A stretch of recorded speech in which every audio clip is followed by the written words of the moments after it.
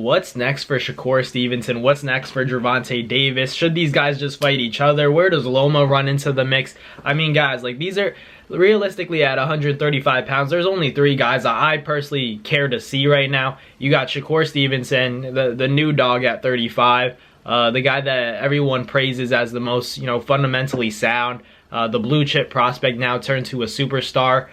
Projected to be one of the faces of boxing, maybe is a face of boxing already. You could argue that. I'd say he's evolving into that, maybe not there just yet, but he's definitely on track to do so. Then you have a guy like Tank, where he's established. I think Tank is the face of boxing, I'll be real, because no one misses a Tank fight within the sport of boxing. You could say you probably missed the Devin Haney fight, you probably missed Ryan Garcia's last fight, you might have missed Shakur's, but you're definitely not missing Tank's last fight. And there's a difference. It doesn't mean that he's the best fighter out of all those names I listed, but it does mean that he can put on a performance that nobody wants to miss. And I think that's critical in today's age of boxing, where not necessarily just because you're the best boxer in the world, that means that people are going to tune in. People are going to tune in to see a knockout.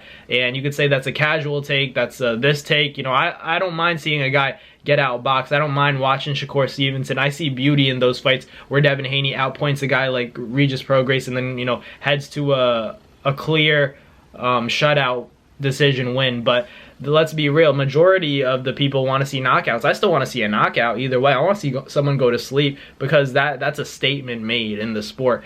But hey, like, I don't mind seeing it. But in terms of Tank being that superstar, he's the face of boxing in my opinion. He's got to be, especially with his last few performances, making these big fights happen.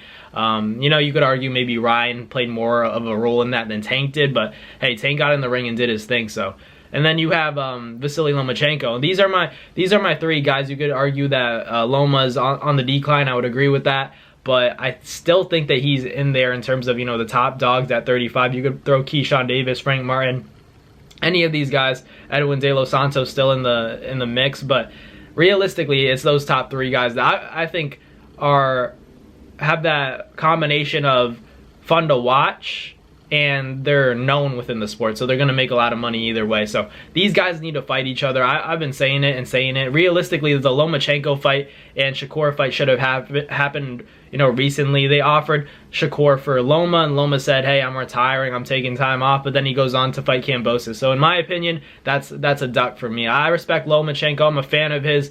I'm not saying that he's afraid, but I think he sees an easier route in fighting Kambosos for a vacant title, getting that title and holding onto it, then maybe fighting Shakur, making a big money fight happen. But Shakur has been ready for that test, and for Loma to not take it, he better take it if he beats Kambosos and gets a title. And then where does Tank come into the mix? Because Tank's a PBC fighter. Realistically, it's going to be hard to make a matchup with either guy. But for Tank to get that credit, for people to not criticize him, and if he wants to stay at 35 and not go up to 140 and fight the likes of Devin Haney or a Teofimo Lopez, he's going to have to fight Shakur or Lomachenko. Otherwise, who's going to really respect Tank in his next fight? Who can he really fight? Frank Martin? Like, I feel like he beats Frank Martin, he stops Frank Martin in the second round. People are going to say, oh, well, he was supposed to do that. He go gets a guy like Keyshawn Davis, who's on the top ranked card. Maybe that's an easier fight to make because Keyshawn's new. He'd like a big opportunity. He beats Keyshawn. You were supposed to do that, but it was a hard fight to make. So Tank's in a difficult, situation. Do you fight Ryan again? People are going to tune into that for sure to see if, that whole rib injury, the weight draining thing, you fight him at 140. Like, he has possibilities, but a lot of them are lose-lose situations. So realistically, he's going to have to, bite the bullet, maybe jump up and take a big risk and fight Devin Haney at 40, jump up to 40, fight Tio.